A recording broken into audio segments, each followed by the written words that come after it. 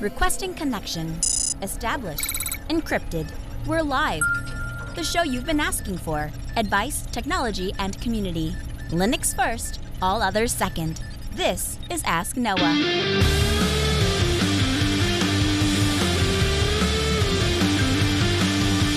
Live from Altispeed Technologies, the Ask Noah show starts right now. This is the show where we came to do all the things on Linux they said couldn't be done and take your questions on how to do the same. The phone lines are open this hour to be a part of the program. It is a free call, 1-855-450-NOAH. That's 1-855-450-6624, or send an email to live@asknoahshow.com. My name is Noah Chalaya. I am your host. Delighted to be here with you as another episode of the Ask Noah show kicks off this hour. Joining me is my co-host, Mr. Steve Evans. Welcome in, sir. Hey, Noah. How's it going tonight? So you sound different. Where are you at? I am in Las Vegas. Oh, gambling? Drinking? Yeah. Girls? You know, all of those. Yes, all of those things. I hope my wife is listening to this. No, I'm here for a work conference. Oh, very cool. So how is it? I haven't been there. I haven't been to Vegas in a little bit. What do you think?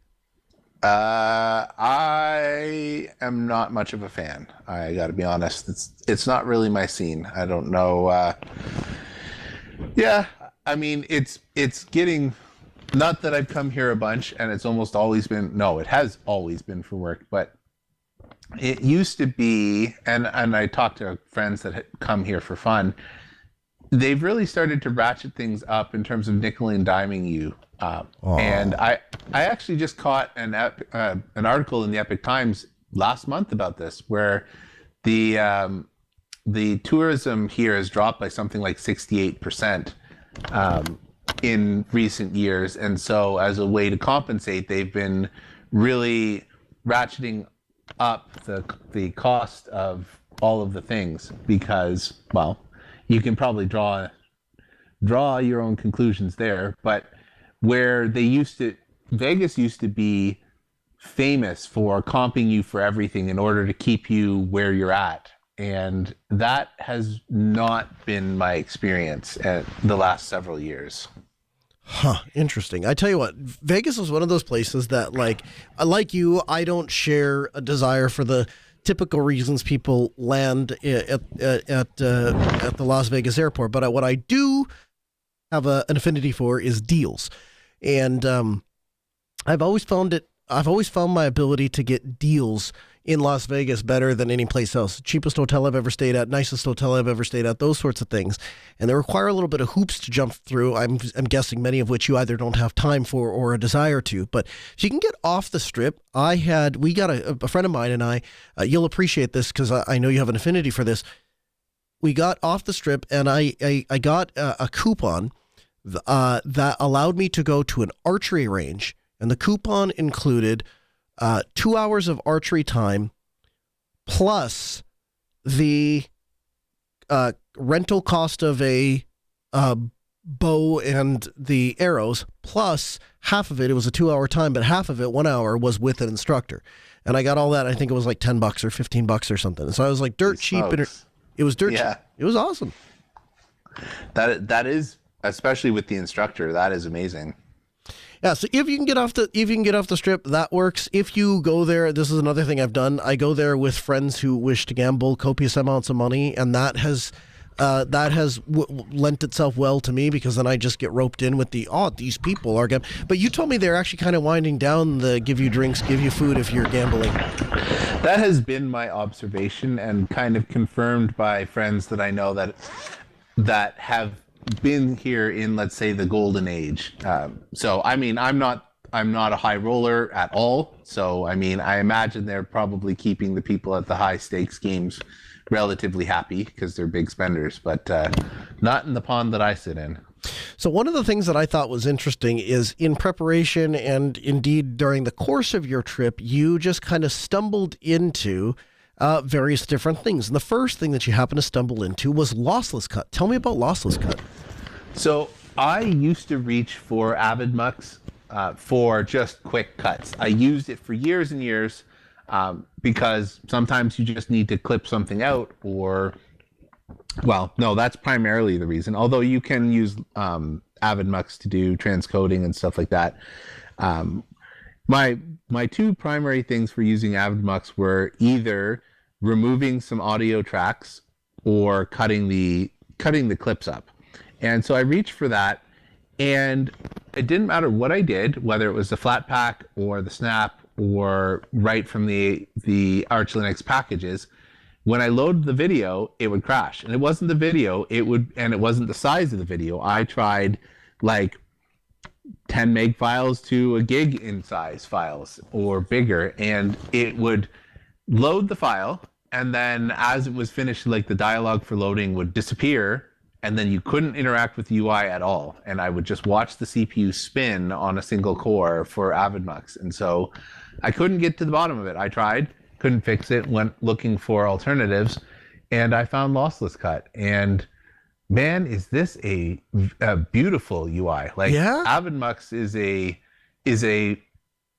is representative of the time that it was made. It's functional, it's just fine. But the Lossless Cut, man, A+ on the way that they've rewritten the UI for this. Huh, interesting. So AvidMux, for those who don't recall, is the ability essentially to be able to take a video file and make a cut, make a change, and you don't have to re-encode the entire video file. You can just save it, and it shows up, and it's there. Does Lossless Cut offer the same sort of thing? It does. It also offers some... First of all, I was kind of irritated about having to learn a new program because it doesn't behave the way that I expected it to, and partly that's because, you know, I don't know, you buy a hammer and then you buy a hammer drill, and it turns out the hammer drill doesn't work like the hammer does, and so you may be irritated about that, but you should probably learn how the thing works. So with Lossless Cut, it can do the same jobs, but by default, when you make a cut, instead of making it disappear from the video, it assumes you're going to extract the thing that you've cut out. And so I had to adjust my expectations and workflow around that. But I found that I have adapted to this, and it is going to be my tool going forward. I very much have enjoyed using it. After I got over my hangups of trying to make the tool do the thing I wanted, as opposed to me using the workflow that the tool was designed to do, I had a much better time. Talk to me a little bit. So if you want to learn more, you can go to mifi.no and check out Lossless Cut. It is a really awesome program and an ability to do a bunch of very quick, lean editing things with a modern UI. Is that an accurate summation of? Yeah, I'd say so. It can do a lot more than just that, and I kind of have only put my toes in the water with it, and I have loved what I've gotten into. Very cool. 1-855-450-NO. It's 855-450-6624. The email live at asknoahshow.com. The second thing that you came across this week was a program called OmniTools. So this, I believe, is the culmination of the world that we live in with everything working inside of a web browser. Tell me about OmniTools. So while I was poking around for things, I happened to stumble across OmniTools, and I don't even know how I wound up here, but it's like, I don't know, I want to say 60 different tools that are available via the web UI. So we're talking about the ability to do PDF editing and to do, it does some simple web cuts. It can do PDF. It can do images. It can do some audio stuff. It really is packaged all together quite nicely. It's a very small Docker image away, and it's essentially, it runs on your server and gives you access to being able to put up a centralized web page so that you can do this stuff from various clients without having to install anything. And I thought, this looks like something Noah would like. Absolutely. You know, there's a couple things that really appeal to me about it. First is that it is self-hosted. So it's not, nobody can pull the rug out from under me. The second thing is, I have a deep new appreciation for things that are web-based. It's easy enough to take things that are web-based and turn them back into local apps, and increasingly, the entire rest of the world is moving this direction. I cannot believe the amount of businesses that do all of their graphic design in Canva. And so if that works, then I feel like we need open source answers to being able to do everything in a web browser. How did you stumble across this? I was sitting on hold for 3 hours, and there's very little that you can effectively do, because you can't get into anything, because of course the time that you get into something is going to be the time the person's going to come off hold and you're going to have to go find your information. So I was just wasting time. It all started by finding, there was some video about like top 5 things, self-hosted things that off of GitHub on a YouTube channel. And from that, I was kind of inspired to just poke around and see what's what. And so, yeah, I don't exactly know how I stumbled across this or anything else that I kind of did, because I was only half concentrating. I threw out half or more of the things just off the top. Like I'd look at it and I don't know, maybe you can call this a little bit snobbish, but if I looked at it and the description wasn't immediately catching or the screenshot wasn't interesting, I just didn't even bother pursuing it. But this one caught my attention. That's pretty cool. Is it one of those things that like caught your attention, saved on the back burner, we talk about it on the show? Or is it one of those things that, yeah, I could see myself circling back to this at some point and actually self-hosting this and see what kind of use I can get out of this? It's possible. I'd have to really give it a spin to see where the capabilities are. If I had have come across this first, it looks like it would do the simple cutting that I wanted to do. And maybe I wouldn't have found lossless cut. The other stuff, I don't do a ton, like the PDF. I've done some of that. Mm-hmm. I don't do a ton of that. And honestly, I've gotten pretty comfortable with GIMP in terms of doing my own photo manipulation at that level. So I don't know. I definitely could see myself throwing it up there and taking a poke at it, which I haven't had time to do yet. But it's not high on my list. It was more of this looks like something for Noah. Absolutely. Well, I'm deeply grateful that you brought it to my attention. It's definitely something I'm throwing in the back of my toolbox. NLSH. This was the second thing that you brought to my attention. Tell me about LSH. So this is meant for people who are either trying to learn the command line or are just looking for, that people have told you that Linux, it has a better way to administer it from the command line, but you don't really know how to do it. It's meant for giving natural language commands and having it translate that into something tangible. So some of the things that they say are things like, list all of my Python files in this directory, and it translates that into and then gives you the find command or those sorts of things. So it's definitely not high on my list because I probably would find that more cumbersome than anything. But where I could see that useful is depending on how well it does things, it might be able to help you like sort around specific flags. Like, I don't know, I need to amend my git commit and overwrite my history or something like that. I don't know if it can handle that, but if it could, I can see that as a substitute for searching the internet. Absolutely. The thing that I have a mixed bag on this one. On one hand, I feel like I want to say, hey, this makes things more accessible. It makes it easier for users. It maybe makes it less intimidating if you can type what you want in plain English. Then the other side of me says this is a way to teach bad habits and it's a way to move the goalposts. So one of the things that I found very, very difficult early on in my IT career is people thought they were doing me favors.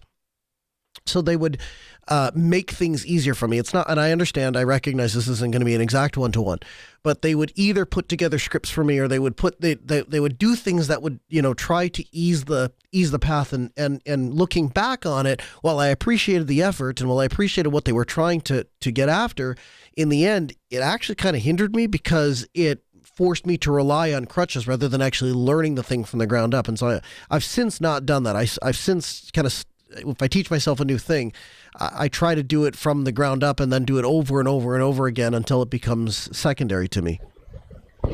Yeah, I think that this is it's a middle ground between I just need to do a thing and thing is in my way, right? Where my end objective is something else and I just need to clear a thing. And you and I have all been there, right? Yeah. Where Keep the main thing. I've done this a ton, right? Like I just can't remember some specific flags or whatever. And there's a few things that I when I look in my Firefox history, I'm like, oh, I've searched for that like 5 times this month. Why don't I remember that?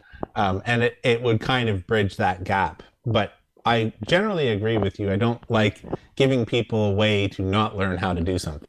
Yep, 100%. But like you say, it might be great to explore or to fun, or when you're trying to keep the main thing and something's getting in your way, it can be a really nice sledgehammer to just knock the brick wall out. That's the hope. The third one was Ziops. I got to be honest with you, of the 3, this was probably the most exciting to me. Talk to me about Ziops.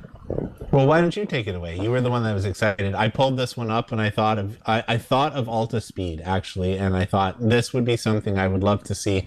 You know how you're always trying to get me to do like test cases for you? I'm trying to do the reverse here. It's working. So Ziops, so far as I understand it, is a next generation system for doing things like job scheduling, workflow automation, server monitoring, alerting, incident response. The idea is it's all put into one single platform. So it's built for operations teams that want the ability to manage their stack, manage their automation, without giving up any of the data. And so all of the freedom, all of the data, all of the sovereignty sits with you. Ziops doesn't hide features. There are no paywalls. They don't push any telemetry. It's open, it's extensible, and it's designed to work anywhere. And so you can use an automation, you can use their automation platform for orchestration, to run tasks. They help you build behind them. And so it seems like and I guess the thing that you asked me kind of, what was the thing that jumped off the page to me? Part of it is this workflow editor in which, and now again, I'm going off of their GitHub page here a little bit, but from what I understand of their workflow editor, you basically get like a graphical thing where you can say, here's a thing, here's an automation, here's a thing that I want to do, and I can tie this to that thing. I guess the closest thing I can think to compare it to, Steve, is maybe Node-RED. Is that? Yeah, it looks pretty. Yep. I could definitely see that similarity. So very, very cool. They job scheduling, workflows managed visually. You can monitor everything. They support smart alerts. It's built for fleets. It's developer friendly. It's simple to run, and of course, it's licensed under BSD for maximum flexibility. You can learn more. We'll have the link for you in the show notes. podcast.asknoahshow.com. From the Linux Newswire newsroom, this is the Week in Review with JT. For the week of January 25th, 2026, here's the Linux and open source news. Squid 7.4 is out. OpenTTD 15.1 has been released. Rust 1.93 has been announced. And the GNU C library 2.43 has been released. In distro news, Xdix 26.1 is now available. Laya Linux 2.5 has been released. A new 2026 image of Catchy OS is now available. The GNU Guix team has announced the 1.5 release. And MX Linux 25.1, codenamed Infinity, is now available. In security news, Linux users targeted by crypto thieves via hijacked apps on the Snap Store. In open source hardware news, the University of Waterloo is aiming to build the world's first open source quantum computer. In open source AI news, NVIDIA has released new open source AI weather models. NVIDIA has also released a report stating that 84% of banks prefer open source generative AI over closed models. And Red Hat and NVIDIA partner on enterprise open source with RackScale AI. Red Hat is introducing a new product, Red Hat Enterprise Linux, for NVIDIA. This specialized version of Linux is designed specifically for the NVIDIA Rubin platform, enhancing its performance on Red Hat OpenShift and Red Hat AI.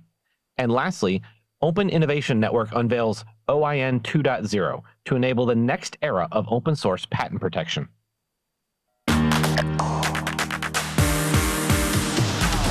You ever have a moment in your IT career where you're sitting around and talking to a fellow nerd and somebody brings up a tool that you've heard of, that you have experience with, that you've played with all the time, but they use it in a way that you never really thought of? Well, it happened to me this week. So I was having a nerd party of sorts. Pizza was involved, fun was had by all, and we accomplished the original thing that we set out to accomplish actually fairly quickly. What ended up taking a little bit more time was we fell down a series of rabbit holes. And in those series of rabbit holes came this little nugget. Did you know, Steve, I know the answer to this question before I ask it, but did you know that you could use Python to host a web server?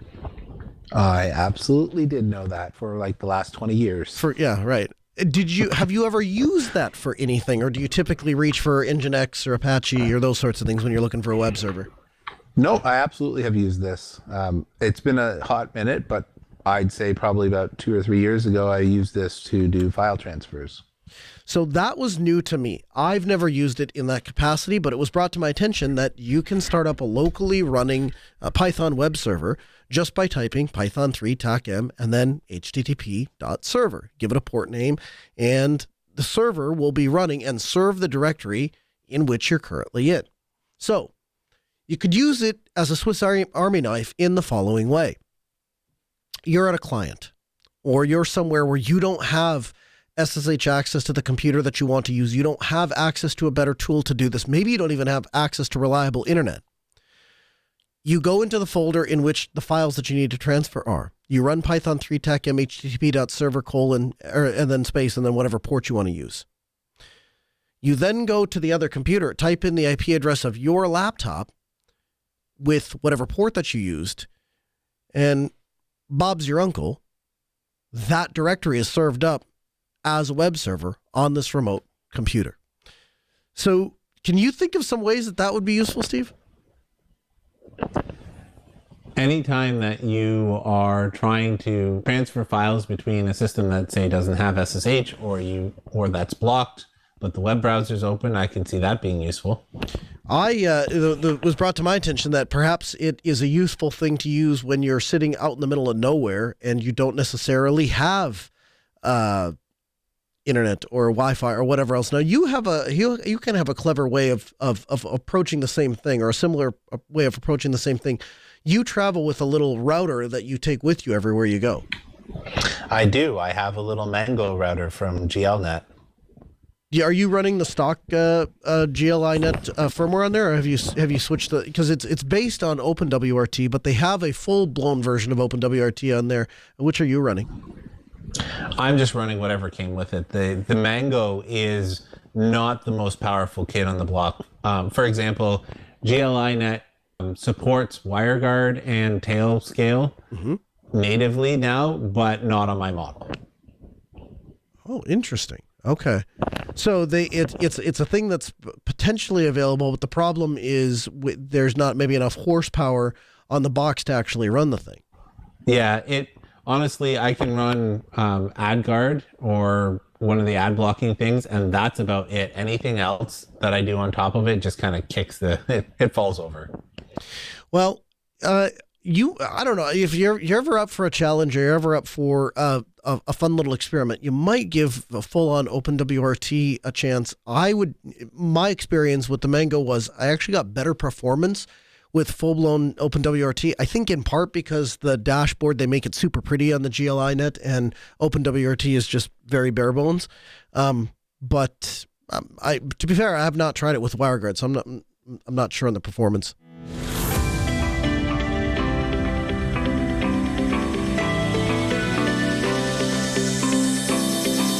This is just a bit of a PSA. There is an ability to execute code on every pod in many Kubernetes clusters using a service account with nodes and proxy Git permissions. So, Steve, I'm guessing this is something that's at least tangentially come across your radar. It has, but given what my workload has been the last little bit, I didn't get a chance to really dig into this other than just kind of bouncing off the surface here.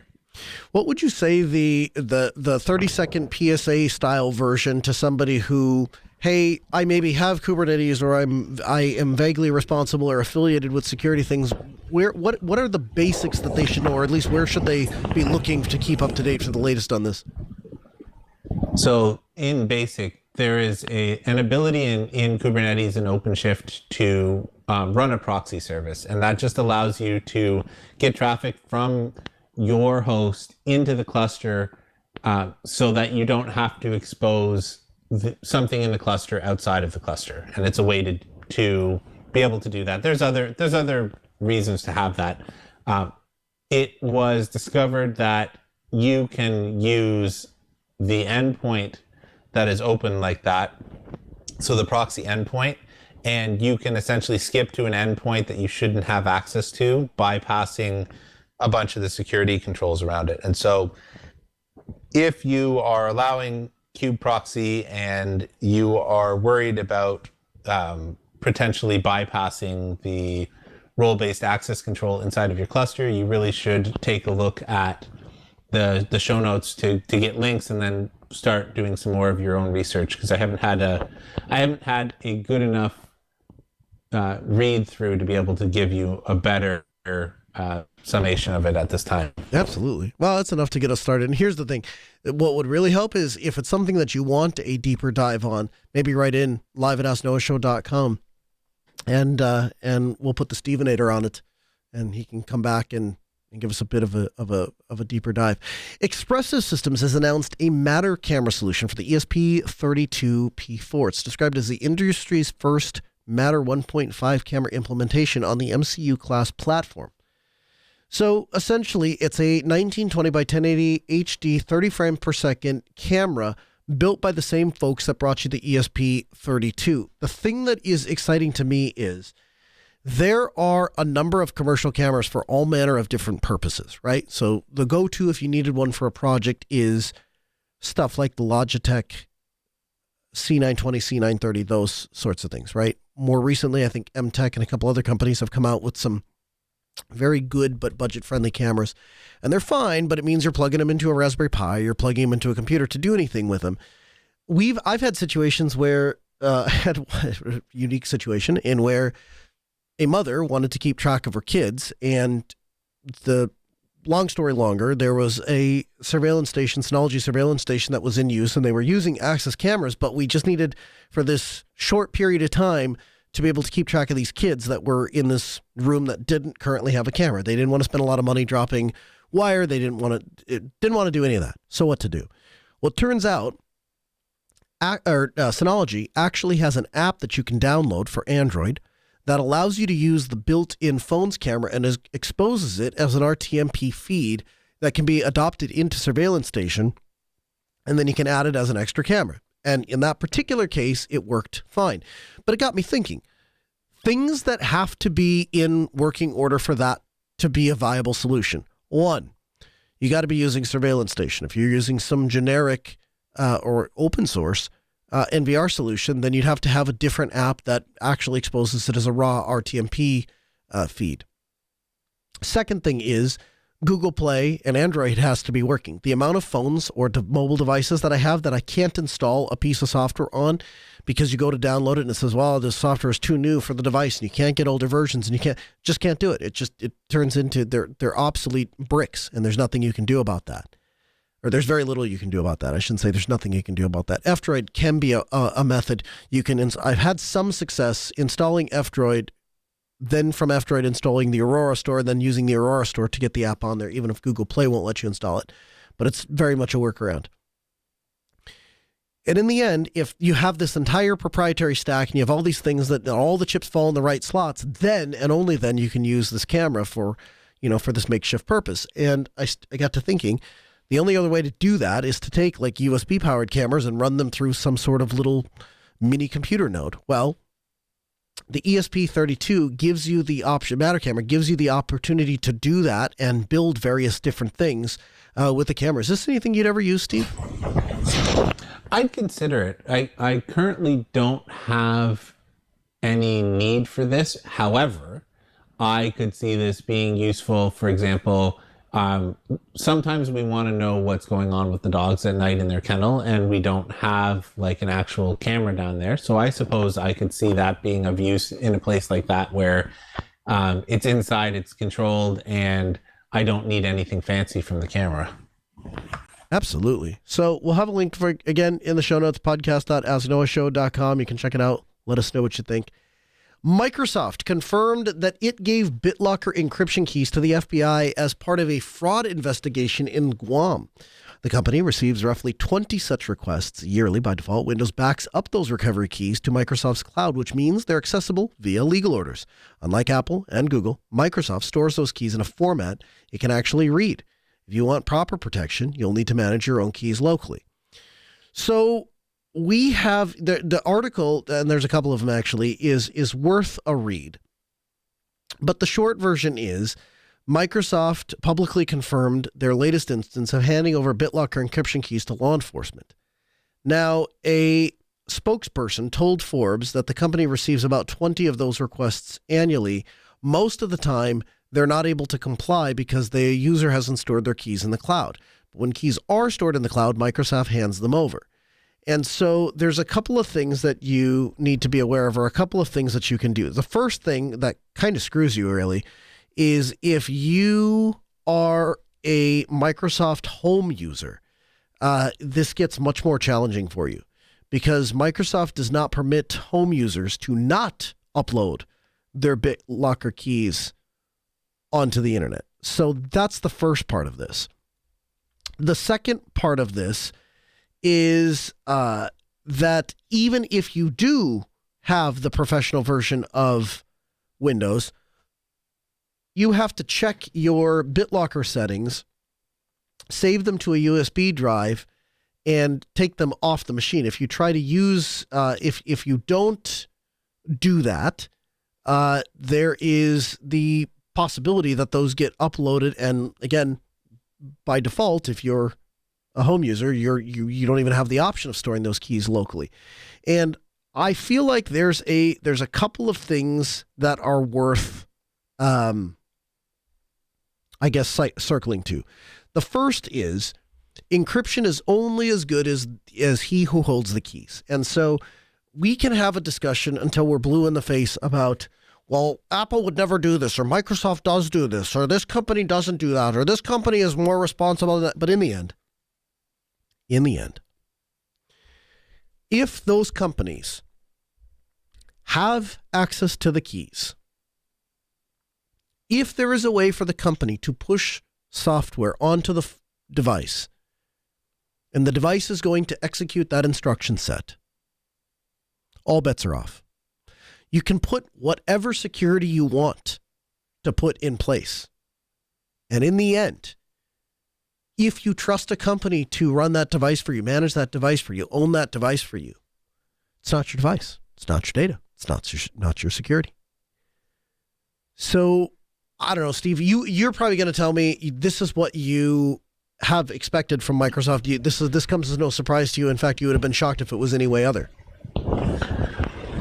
Yeah, I mean, at the end of the day, there's some pragmatism that I now I don't agree with it, but there's pragmatism that I can understand. And some of that is we, as the market leader by a landslide in terms of the desktop market share, we as a society place a lot of expectation on Microsoft to make sure things function, to, blah, blah. They are honestly what makes the desktop computing go round. And even some of the ticketing systems, as we saw with issues last year when there was that big meltdown in the airports and people were stranded, including myself, because of Windows related issues. So because of that level of expectation that we put on them, they have to find a way to cope with all of the, let's say, eccentricities that people might have and all the weird things that they might do on their computer. And so as part of that, I have some sympathy. I don't like it. I don't agree with it, but I have some sympathy with their approach to we're going to continue to take more and more centralized control, because honestly, as an individual, if I was tasked with that much responsibility, I would also try to take as much control as there was, because if you're responsible for it and you have less control, it makes your job that much harder. Yeah. Right. And there's some balancing act between providing maximal privacy to your users and the level of responsibility that you have to your shareholders, to world governments, and so on, in order to provide the best experience to make sure that you are not disrupting economies. 100%. The Linux kernel project has finally answered one of the biggest questions gripping the community. What happens if Linus Torvalds is no longer able to lead it? Well, Linux project continuity document drafted by Dan Williams was merged into the documentation last week, and it was just ahead of Linux release 6.19-RC7. Notably, the document's path is documentation/process/conclave.rst. But one final step is a centralized one in which changes are pulled from the mainline repository, and that's normally done by Linus Torvalds, though there are others that can do it if the need arises. It delicately adds, quote, should the maintainers of that repository become unwilling or unable to do that work going forward, including facilitating a transition, the project will need to find one or more replacements without delay. Steve, does that give you certainty and happiness as it relates to the future of the Linux kernel? Sure, why not? Yeah, that was kind of my thought too. I feel like there are smarter voices in the room that can handle those sorts of things.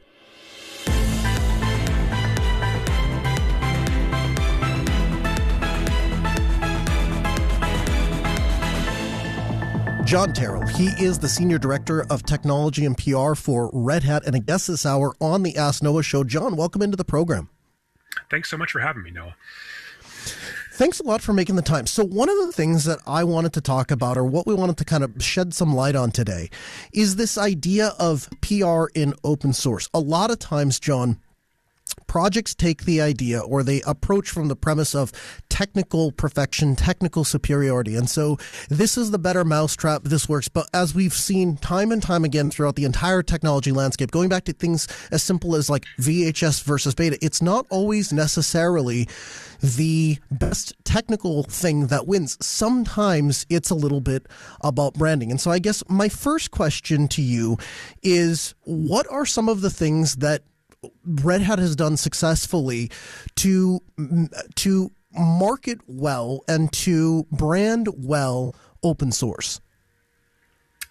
Yeah, it's a great question. I think some of the things, there's always things a communicator can point to and say we could be doing better. But I think a lot of the things that we do well are talking about the generalized importance of open source. So open source is no longer just something for, I'd use the term loosely here, hackers, right? Or just for communities or for non-production use cases. Red Hat has done a really good job of communicating that open source is for all of those people, for all those use cases, for all of those users, but it's also for, the companies that hold up the very foundation of the internet, for government agencies, for cars, for airplanes. That's where I think we've done a really fantastic job in communicating that at a really broad level, open source is fundamental to innovation at large. Can you talk to me about the approach of one size fits all, or a project that quote unquote does everything? Some people might say, well, if it's a project that does everything, it means that I don't really know what that project fits into or what it specializes in. Therefore, it kind of does nothing for me. Can you talk about that either by way of, no, I don't necessarily think that's a mistake, or that's a mistake and here's why? Yeah. So this is super common even inside Red Hat. When you have something that tackles a lot of different problems in an enterprise, there is always going to be one thing that you do best. And I think as a communicator, your job is to look at this kind of wide swath of capabilities that you have and get a consensus, either among kind of a steering committee or through contributors. What's the one thing that maybe not even that you do best, but that you're unique at, and lean into that from like a message standpoint. When you do that, you can then bring along the rest of your capabilities, the rest of your messaging with it, but focus on that one thing first and then build up block by block. Can you talk to me a little bit about how to extract knowledge from engineers' brains and make it readable for normal people? So here's kind of what I'm getting at with this, right? The nerds in the room, they're all about the technical. It's all about this protocol and this thing, and it connects through and this thing, and that API does this.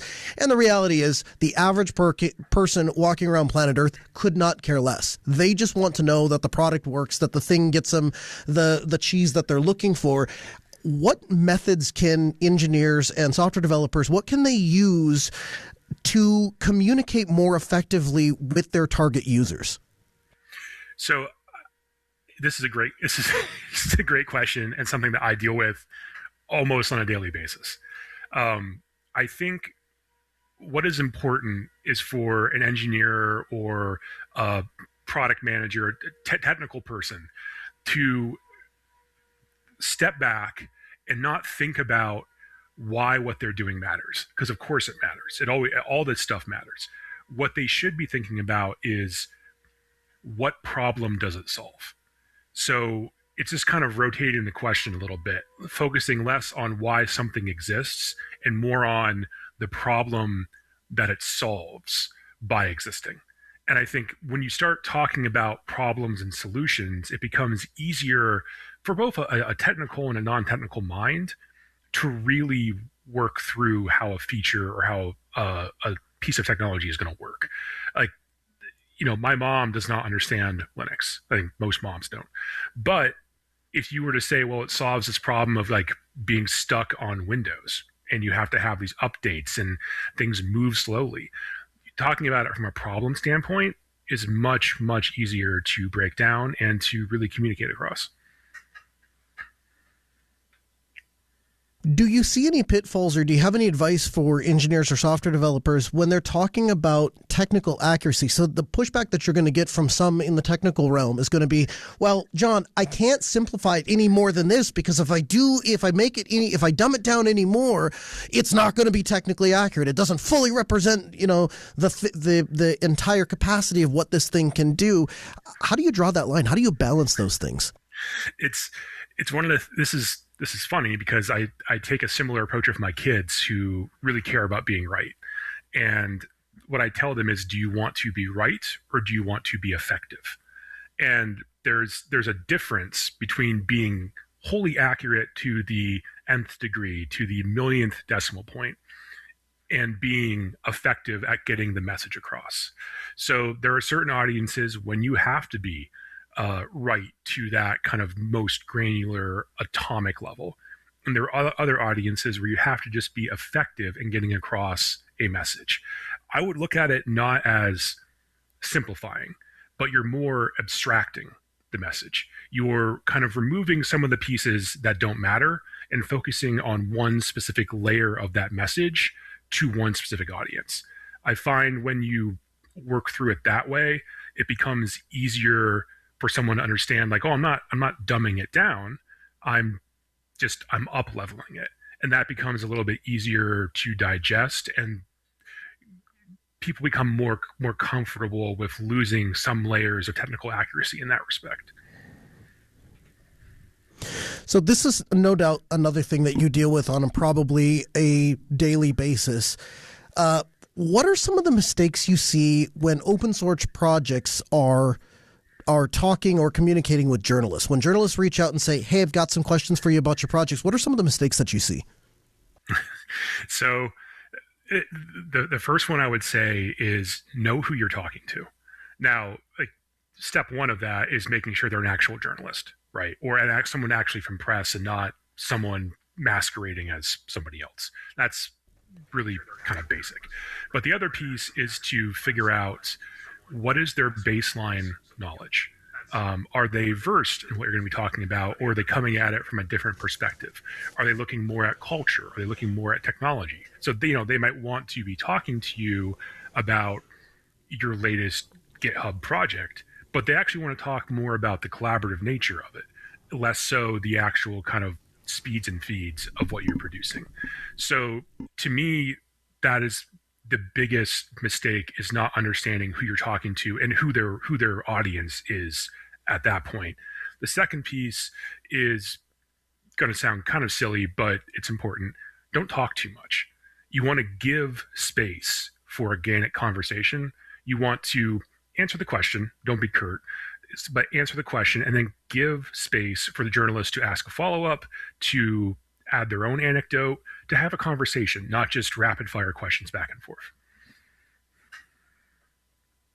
Can you talk to me a little bit about best techniques for keeping your personal opinions separate from the project as a whole? So one of the things is, if I deal with this on this program all the time, I invite somebody on that is from a project, and I'll start asking them questions. And obviously we all have opinions. Obviously we all have thoughts. Obviously we all have, technical aptitude in some places and technical deficit in other places. But the reality is that does not represent the project as a whole. And so oftentimes, particularly in open source, it's pretty easy when you work for a company and you're representing a specific project and you come on, you're answering questions, it's pretty obvious who you're representing.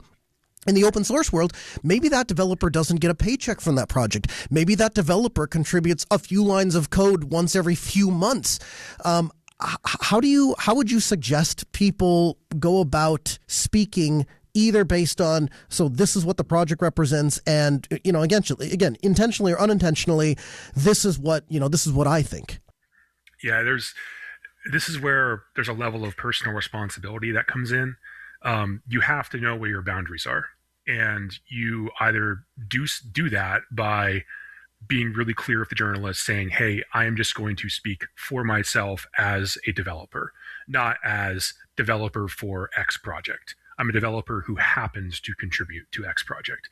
Or the flip side of that is you go to the project, to go to the steering committee, go to leadership, whoever is kind of best overseeing that community, and you say, hey, I've been approached by a journalist, by an influencer, someone who wants to talk about the project. I'd love to do so. Can I do so with your blessing? And then, even so, if you're saying something that's not part of that project scope, or it's not related to the project, you always need to say, in my personal opinion, not in Project X's opinion, but as me as a person, here's what I have to say about that. It sounds silly, it can come across as stilted, but that's really the only true way to avoid any type of miscommunication in that respect, because it's real, it happens, and it can be pretty bad when it does. How would you suggest people handle negative coverage? So something comes up, something bad, something happens, somebody gets hacked or some information gets leaked or something bad happens, and there's obvious questions. There's a balance, right? On one hand, you don't want to say nothing. That's not transparent. That's not helpful to users and those sorts of things. On the other hand, it's not the responsibility of any company or any project to narrate their own funeral. So, I mean, to a degree, there's a balance there. How do you deal with negative coverage if somebody has criticism? And let's say, for the sake of argument, it's fair criticism. It's not just an attack piece. It's not just somebody trying to pigeonhole somebody. We're not talking about that. But fair, critical questions about a company or about a project. How would you advise them to deal with negative things? Yeah, so it's like you said, this is really context dependent, right? There's any variety of negative things that can happen. But when it comes to fair criticism, fair feedback, the biggest thing I can say is you need to remove your ego and your opinion from any response. The worst thing you can do is be defensive. You have to avoid attacking this person, individual, outlet, site that has seemingly attacked you. You need to be truthful, as transparent as you can be, depending on what the incident is. You need to explain what in your projects and in your development cycles view happened, how you tried to fix it, or how you didn't try to fix it, or why you didn't try to fix it, and then what's going to happen moving forward. That level of transparency, that kind of accountability, that commitment to truth is what's going to get you the furthest, versus saying nothing at all or trying to push back and say, well, we did this, but you did this, and that was far worse. That's where things start to spiral. So be transparent as you can, as truthful as you can, and avoid making any attacks. What role do you think there is for a consistent messaging guideline? So, for example, oftentimes open source project is handled by volunteers by nature, which means, again, we don't all come from the same point of view. We don't come with the same perspective. Sometimes we may not even come with all the same information because some of us, we're contributing or dealing with a project asynchronously, or there's time differences, those sorts of things. So it can be kind of hard sometimes to get everybody to speak with a consistent voice and hit points. And I think that's good and that's bad, because on one hand, it's good because you get a variety of opinions. On the other hand, it's bad because it can seem inconsistent. Can you talk about some methodologies or ideas where you can say, hey, unilaterally, this is the direction of the project. Here's what we're going for. And so here's the way to communicate these things effectively. What would you say to somebody looking for advice in that regard? Oh, yeah. So it's really important that communications, or that kind of the scope of communications for a project, is not an afterthought. You want to try to establish communications guidelines, what the project stands for, how the project responds to questions, really at the same time as you do kind of technical steering or anything else of that matter. It's fundamental to the project. I know it's not often viewed that way, but it really should be. Because trying to fix this after the fact is it's like, trying to stop a train on the middle of the tracks. It's not easy. So one of the things I would think about this the same way you think about how you accept code, or how you accept contributions or doc reviews, anything like that. I would establish a centralized repository, try to set up some kind of volunteer community group that will help set a baseline standard for communications guidelines. Like, here's how we want to handle press requests. Here's how we want to handle someone flaming on a forum that we oversee. Here's how we want to handle any kind of, weird beefs that happen with other sites. So that, I think, is really, really important to kind of start establishing these baselines and some kind of hypothetical scenarios. And I think having some type of shared document, a living document, is important, because your comms strategy, your comms guidelines are not going to be static. It needs to be living and evolve with how the community and the project itself grow. So that's how I would look at it, is treat it as an organic part of the project from day one, and not something that you're trying to slap on afterwards. Can you talk to me about the importance of branding and or marketing? I think to some degree, we get the idea as nerds that, well, my project is technically awesome, and so anybody with two brain cells to rub together can see that it's technically awesome and that it solves these problems. Therefore, I don't need fancy logos. I don't need fancy this, that, or the other.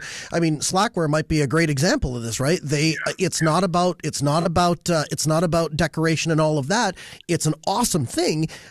But if you want it, the FTP server's been there for years. It'll continue to be. And so there just isn't a lot of emphasis put on that. I think as time evolves, I think that is maybe becoming more important than we as the nerds on the back end realize. What is the role for branding and marketing in open source projects? Oh, man.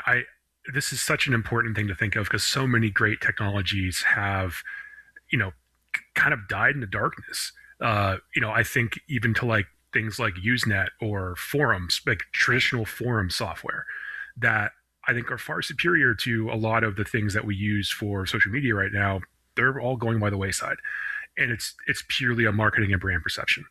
I would say where you need to come from is think about it in terms of relevancy. Like you may have technical relevancy, but you don't have mindshare relevancy. And that's the important thing to do, is to constantly think about, how do we become top of mind, or who's our user base? How are they finding us? Because someone's not necessarily going to be searching for a very technical solution to a problem and find your project. They might be, and that's fine. But you want to think about, where are we as a project appearing? Are we contributing to Reddit threads? Are we appearing on Hacker News? Are we active in other communities and other sites and other places where we should be. That can be as simple as your branding, is having your community members active in other places, noting that they are in fact community members of your project. That's a really basic and very easy thing to do. You don't have to have some really fancy logo or extensive, communications resources. It's that simple as just making sure that you're active, and when you're helping someone or providing good information, you're noting where you're coming from and why that matters. That's really at a basic level where they can be successful. Can you talk to me if there's an open source project and they're listening to this and they're going, man, John makes some really good points. I think I need to do a better job of reaching out to the media. I want to do a better job of getting these people who want to tell stories to shine some light on my project. What are some things that they can consider doing to communicate their roadmap and their timeline and become more explorable and discoverable by media entities and others? I think, one of the easiest ways to do that is to, by all means, you should not be dumbing down your technical information. But I think you should think of having two different public-facing sides of your project. I will say, like, for example, projects hosted on GitHub, that can be really inscrutable to the average journalist, especially for someone who's not on the enterprise tech side, like trying to figure out, what repo, like, where do I even go to find, like, what this thing does, right? I would look at kind of some maybe more consumer sites that are still kind of technical, like thinking about like Nexus Mods or like Good Old Games, which are gaming sites for sure, but they cater to a specific audience of gaming nerds, but they're also accessible to those who don't use those things. So think about how you would explain what you do to someone who's not in your sphere. And then the other thing I would say is you can reach out to these journalists, people like who you want to cover what you're doing, who you think would be interested. They make their email addresses, their social handles, they're all open. And for the most part, I've never met a reporter who does not want to be contacted by someone who is working in a space that they cover. Maybe you don't want to be contacted by PR guys. That's fine. I totally get that. Not everybody likes me. But the people actually doing the work, they always want to talk to them. Always. John Terrill, he is the Senior Director for Technology PR at Red Hat and a guest this hour on the Ask Noah Show. John, thank you so much for making the time. We really appreciate having you and for being willing to shine some light on something that I don't think gets nearly enough attention. We'll get you back on the program soon. Sounds great, Noah. Thank you so much for having me. And with that, we are out of time. That's what the music means. If you like the show, you can catch the entire backlog. Go to podcast.asknoahshow.com. There you'll find all the articles and references we used to make the show, as well as the back catalog going back to episode 1. He's on X at Linux Ovens. I'm on X at Kernel Linux or noahc.us. We're back next Tuesday, 6 p.m. Central, asknoahshow.com.